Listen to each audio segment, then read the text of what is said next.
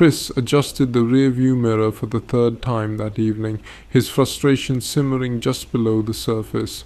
Tasha, we always go to the Haven. Why not try Pulse for a change? It's new, fresh, and people say the vibe is better. Tasha crossed her arms, leaning back in the passenger seat. Her brightly patterned Ankara dress shimmered under the dim streetlight. We've been over this, Chris. Pulse is full of teenagers.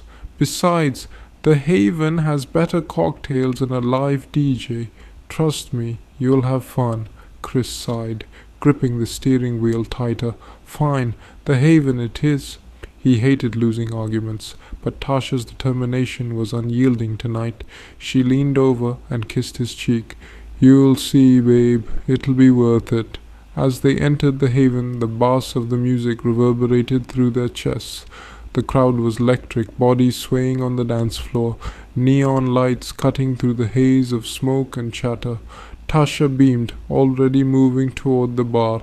Chris followed, smiling faintly despite his earlier annoyance. Hours passed and Chris was beginning to enjoy himself. The tension between them dissolved as they danced and laughed, losing themselves in the music. It was shaping up to be one of their better nights, until it wasn't. Suddenly the music cut off. The lights flickered, plunging the club into an eerie half-darkness. A booming voice shattered the air. Nobody move! Hands in the air! Chris froze as masked men stormed in, brandishing guns. Panic rippled through the crowd like wildfire.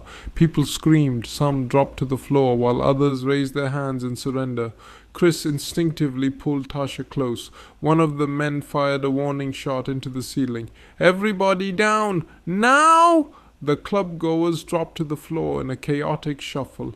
Chris and Tasha crouched together, her trembling hand gripping his. His heart pounded, adrenaline surging through his veins. Wallets, phones, jewelry. Put them in the bag, another man barked, shoving a duffel bag into terrified faces. As the robbers moved through the crowd, Chris noticed Tasha's necklace glinting under the faint light. He whispered urgently, Tasha, take it off. Now. She fumbled with the clasp, her fingers shaking too much to manage. The nearest gunman noticed and stalked toward them. Is there a problem here? No, Chris said quickly, his voice steady despite the fear coursing through him. She's just nervous. The man sneered, grabbing Tasha by the arm. Then I'll help her out. Chris's temper flared. He shoved the gunman away. Don't touch her! The action was impulsive and he realized his mistake the moment it happened. The gunman raised his weapon and fired.